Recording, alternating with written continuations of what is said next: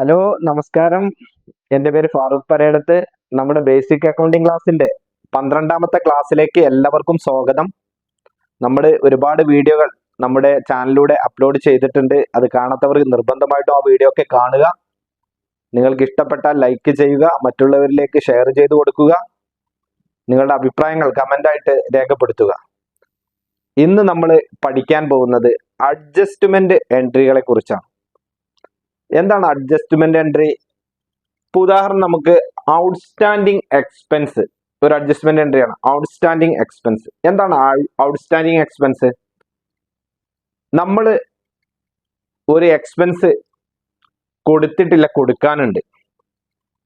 ഇതാണ് outstanding expense. ഇപ്പോൾ ഉദാഹരണത്തിന് നമ്മുടെ ഒരു സ്റ്റാഫിന് ഒരു മാസത്തെ സാലറി കൊടുത്തിട്ടില്ല.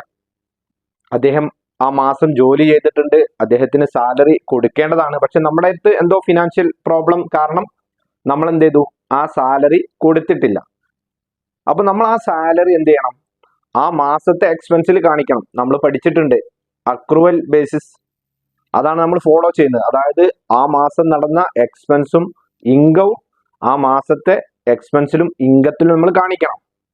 അപ്പൊ നമ്മൾ ഈ അക്രൂവൽ ബേസിസ് ഫോളോ ചെയ്യുമ്പോൾ നമ്മൾ ഈ സാലറി കൊടുത്തോ കൊടുത്തില്ലേ എന്നല്ല ഒരു വിഷയം, നമ്മൾ ആ എക്സ്പെൻസ് ആ മാസം കാണിക്കണം. അപ്പൊ നമ്മളൊരു അഡ്ജസ്റ്റ്മെന്റ് എൻട്രി ഇടും. എന്ത്? നമ്മൾ അദ്ദേഹത്തിന് പൈസ സാലറി കൊടുക്കാനുണ്ട് എന്ന് കാണിച്ചിട്ട് ഒരു അഡ്ജസ്റ്റ്മെന്റ് എൻട്രി നമ്മൾ ഇടും. ഈ ഔട്ട്സ്റ്റാൻഡിങ് എക്സ്പെൻസ് നമ്മുടെ ബിസിനസിനെ സംബന്ധിച്ചിടത്തോളം ഒരു കറന്റ് ലാബിലിറ്റി ആണ്. അതായത് നമ്മൾ കൊടുക്കാനുള്ളതാണ്, നമ്മുടെ ബാധ്യതയാണ്, ബിസിനസിന്റെ ഒരു ബാധ്യതയാണ്. ഇതെല്ലാവരും മനസ്സിലാക്കുക. അപ്പോ ഉദാഹരണത്തിന് റെന്റ് ആവാം. നമ്മുടെ ബിസിനസ് സ്ഥാപനത്തിന്റെ റെന്റ്, നമ്മൾ ഇപ്പൊ ഒരു വർഷത്തെ റെന്റ് നമ്മൾ എല്ലാ മാസവും റെന്റ് കൊടുക്കുന്നു. 11ാമത്തെ മാസം കൊടുത്തു, 12ാമത്തെ മാസത്തെ റെന്റ് നമ്മൾ കൊടുത്തില്ല. അപ്പൊ മാർച്ച് മാസം, നമ്മൾ ഫിനാൻഷ്യൽ ഇയറിൽ അവസാനിക്കുന്നത് മാർച്ചിലാണ്. മാർച്ച് മാസത്തെ റെന്റ് നമ്മൾ കൊടുത്തില്ല. അപ്പൊ നമ്മുടെ പ്രോഫിറ്റ് ആൻഡ് ലോസ് അക്കൗണ്ട് എടുത്തു നോക്കുമ്പോൾ 11 മാസത്തെ റെന്റും അവിടെ വന്നിട്ടുണ്ടാവും.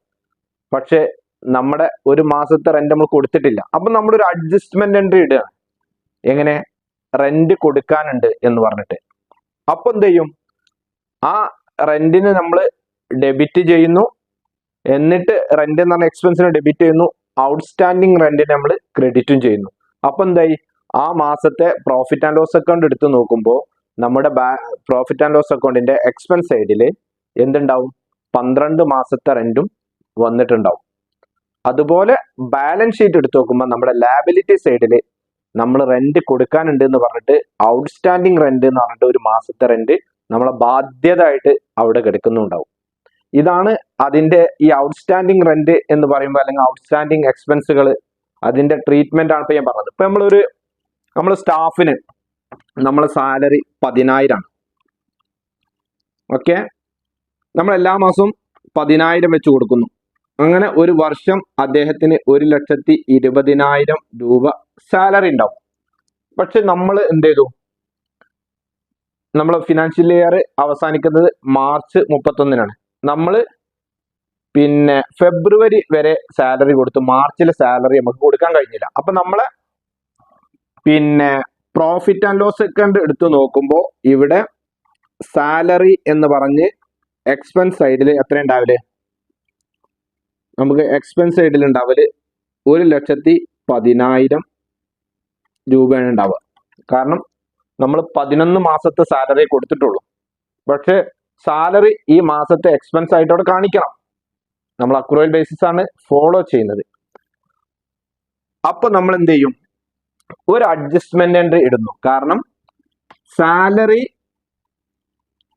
അക്കൗണ്ട് ഡെപ്റ്റർ 10,000, നമ്മൾ ആ മാസത്തെ സാലറി കൊടുത്തിട്ടില്ല, അതോടെ എഴുതുന്നു.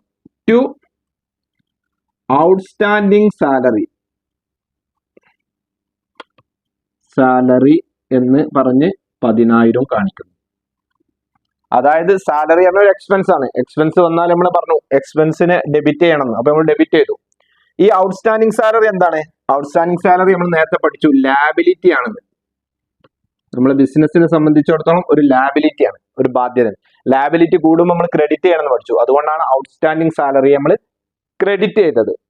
ഇങ്ങനെ വരുമ്പോൾ എന്താ സംഭവിക്കുക? നമ്മുടെ ഈ പിന്നെ പ്രോഫിറ്റ് ആൻഡ് ലോസ് അക്കൗണ്ടിന്റെ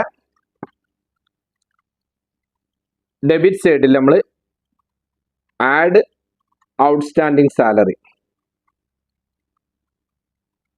സാലറി എന്ന് പറഞ്ഞിട്ട് നമ്മൾ എന്ത് ചെയ്യും, 10,000 ആഡ് ചെയ്യും. അപ്പോൾ ഇവിടെ എത്ര ആവും? ഇവിടെ 1,20,000 വരും. അതേപോലെ നമ്മുടെ ബാലൻസ് ഷീറ്റിൽ ഇവിടെ ലാബിലിറ്റി സൈഡിൽ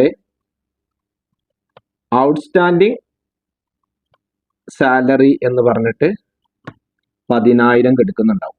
നമ്മുടെ ബാലൻസ് ഷീറ്റിൽ ലാബിലിറ്റി സൈഡിൽ നമ്മൾ കൊടുക്കാനുള്ളതാണ്. അപ്പോൾ ഇങ്ങനെയാണ് ഇതിന്റെ ട്രീറ്റ്മെന്റ്. ഈ അഡ്ജസ്റ്റ്മെന്റ് എൻട്രി നമ്മൾ ഇടുന്നതോടുകൂടി സാലറിയിൽ ഔട്ട്സ്റ്റാൻഡിങ് സാലറി നമ്മൾ ആഡ് ചെയ്തിട്ട്, നിലവിൽ നമ്മൾ ആദ്യം കൊടുത്തിട്ടുള്ളത് 1,10,000 ആയിരുന്നു, പ്ലസ് ഈ 10,000 കൂടി കൂട്ടിയിട്ട് 1,20,000 ഉണ്ടാവും. ആ 1,20,000 നമ്മളെ പിന്നെ പ്രോഫിറ്റ് ആൻഡ് ലോസ് അക്കൗണ്ടിന്റെ ഡെബിറ്റ് സൈഡിൽ വരും. സാലറി ആ എക്സ്പെൻസ് 1,20,000 തന്നെ കാണിക്കും. എന്നിട്ട് ബാലൻസ് ഷീറ്റിന്റെ ലാബിലിറ്റി സൈഡിൽ ഔട്ട്സ്റ്റാൻഡിങ് സാലറി കൊടുക്കാനുണ്ട് എന്നാണ് കടായിട്ട് ബാധ്യതയായിട്ട് 10,000 വരും. ഇങ്ങനെയാണ് നമ്മുടെ അഡ്ജസ്റ്റ്മെന്റ് എൻട്രി, ഔട്ട്സ്റ്റാൻഡിങ് എക്സ്പെൻസ്. ഇനി നമുക്ക് വേറൊരു അഡ്ജസ്റ്റ്മെന്റ് എൻട്രി എടുക്കാം. നമ്മളിപ്പോ ഇത് നമ്മൾ കൊടുക്കാനുള്ളതാണ്, നമ്മൾ ഇനി മുൻകൂട്ടി കൊടുത്തിട്ടുണ്ടാവും. അതിന് നമ്മൾ പറയുന്നതാണ് പ്രീപെയ്ഡ് എക്സ്പെൻസ്. എന്താണ് പ്രീപെയ്ഡ് എക്സ്പെൻസ്? പ്രീപെയ്ഡ് എക്സ്പെൻസ് എന്ന് പറഞ്ഞാൽ തന്നെ നമുക്കറിയാം പ്രീപെയ്ഡ് ആണ്, മുൻകൂട്ടി അടച്ചതാണ്. ഇപ്പൊ നമ്മൾ നാട്ടില് മൊബൈൽ യൂസ് ചെയ്യുമ്പോൾ SIM card, prepaid SIM card ഉണ്ടാവും, പോസ്റ്റ് പെയ്ഡ് സിം കാർഡ് ഉണ്ടാവും. പ്രീപെയ്ഡിൽ എങ്ങനെയാണ്? നമ്മൾ ആദ്യം പൈസ കൊടുക്കണം. ഇപ്പൊ നമ്മൾ കോൾ ചെയ്യണമെങ്കിലും നമ്മൾ നെറ്റ് യൂസ് ചെയ്യണമൊക്കെ എന്ത് ചെയ്യണം?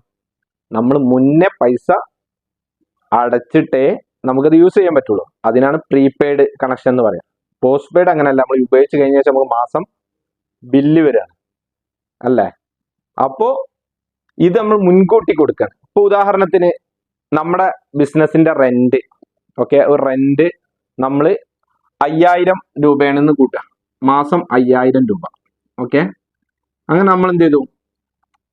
എല്ലാ മാസവും 5,000 വെച്ചുകാണ്ട് നമ്മൾ മാർച്ച് 31 നമ്മൾ എന്ത് ചെയ്തു?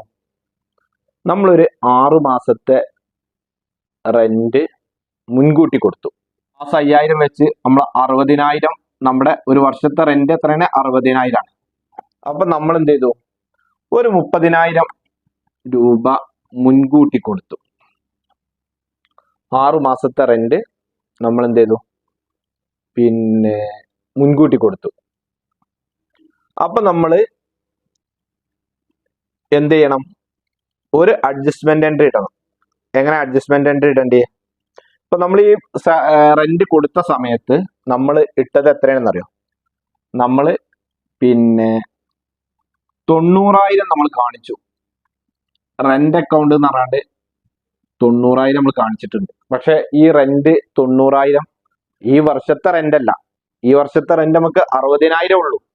ബാക്കി 30,000 എന്താണ്? അടുത്ത വർഷത്തെ റെന്റാണ്. അപ്പൊ നമ്മള് പ്രോഫിറ്റ് ആൻഡ് ലോസ് അക്കൗണ്ട് എടുത്തു നോക്കുമ്പോൾ എന്താ സംഭവിക്കുക?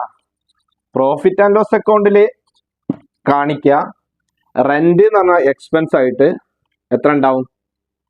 90,000 കാണിച്ചിട്ടുണ്ടാവും. കാരണം നമ്മൾ ഈ മാർച്ചിൽ അഡ്വാൻസ് കൊടുത്തതും കൂടി റെന്റിലാണ് നമ്മൾ കൊടുത്തിട്ടുള്ളത്. അപ്പൊ നമ്മളൊരു അഡ്ജസ്റ്റ്മെന്റ് എൻട്രി ഇടാണ്. എങ്ങനെ? നമ്മൾ അഡ്ജസ്റ്റ്മെന്റ് എൻട്രി ഇടാണ് പ്രീപെയ്ഡ് റെന്റ് എന്ന് പറഞ്ഞിട്ട് നമ്മൾ 30,000 ഡെബിറ്റ് ചെയ്യും കേട്ടോ.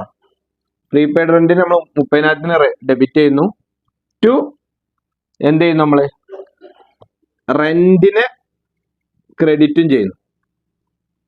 കാരണം നമുക്ക് ഈ റെന്റിന്ന് ഈ 30,000 കുറയണം. റെന്റ് എന്ന് പറഞ്ഞാൽ എക്സ്പെൻസ് കുറക്കണം. എക്സ്പെൻസ് കൂടുമ്പോഴാണ് നമ്മൾ ഡെബിറ്റ് ചെയ്യുക. എക്സ്പെൻസ് കുറക്കാൻ നമ്മൾ എന്ത് ചെയ്യല്? നമ്മൾ ക്രെഡിറ്റ് ചെയ്യണം. അപ്പൊ നമ്മളിവിടെ ക്രെഡിറ്റ് ചെയ്തു. അപ്പൊ എന്താ ഇവിടെ സംഭവിക്കുക? ഇവിടെ ലെസ് പ്രീപെയ്ഡ് റെന്റ് എന്ന് പറഞ്ഞ് 30,000 വന്നിട്ടുണ്ടാവും. അപ്പൊ നമ്മുടെ ഡെബിറ്റ് സൈഡിൽ 60,000 ആയിരിക്കും കാണിക്കുക. നമ്മുടെ പ്രോഫിറ്റ് ആൻഡ് ലോസ് അക്കൗണ്ടിന്റെ ഡെബിറ്റ് സൈഡിൽ 60,000 നമ്മൾ ആ വർഷത്തെ എക്സ്പെൻസ് മാത്രമേ കാണിക്കുള്ളൂ. അതേപോലെ ബാലൻസ് ഷീറ്റിൽ നമ്മുടെ അസറ്റ് സൈഡിൽ പ്രീപെയ്ഡ് റെന്റ് എന്ന് പറഞ്ഞ് 30,000 വന്നിട്ടുണ്ടാവും. കാരണം ഈ പ്രീപെയ്ഡ് റെന്റ് എന്താണ്? പ്രീപെയ്ഡ് റെന്റ് നമ്മുടെ ബിസിനസിനെ സംബന്ധിച്ചിടത്തോളം ഒരു അസറ്റാണ്, ഒരു കറന്റ് അസറ്റാണ്. അതായത് നമ്മൾ മുൻകൂട്ടി കൊടുത്തതാണ്. നമ്മൾ ആ റെന്റ്, ആ വാടകയ്ക്ക് നമ്മൾ ഉപയോഗിച്ചിട്ടില്ല, നമ്മുടെ സ്ഥാപനം ഉപയോഗിച്ചിട്ടില്ല. ഉപയോഗിക്കുന്നത് നമ്മൾ വരുന്ന വർഷമാണ് നമ്മൾ യൂസ് ചെയ്യുള്ളൂ, ഉപയോഗിക്കുള്ളൂ. അതിന്റെ വാടകയാണ് നമ്മൾ ഇപ്പോൾ കൊടുക്കുന്നത്. അപ്പൊ നമ്മൾ ബിസിനസിനെ സംബന്ധിച്ചിടത്തോളം മുൻകൂട്ടി കൊടുത്തത് എന്താണ്? നമ്മുടെ ഒരു കറന്റ് അസറ്റാണ്. നമ്മൾ കൊടുക്കാനുള്ളതോ അത് നമ്മളെ സംബന്ധിച്ചിടത്തോളം ഒരു ലാബിലിറ്റിയാണ്. അപ്പൊ എല്ലാവരും ഈ അഡ്ജസ്റ്റ്മെന്റ് എൻട്രി, 2 അഡ്ജസ്റ്റ്മെന്റ് എൻട്രി, ഒന്ന് ഔട്ട്സ്റ്റാൻഡിങ് എക്സ്പെൻസും ഒന്ന് പ്രീപെയ്ഡ് എക്സ്പെൻസും, ഇത് രണ്ടും നിങ്ങൾക്ക് മനസ്സിലായി എന്ന് ഞാൻ വിചാരിക്കുന്നു. നമുക്ക് അടുത്ത ഒരു പുതിയ ടോപ്പിക്കുമായി അടുത്ത വീഡിയോയിൽ കാണാം. Thank you.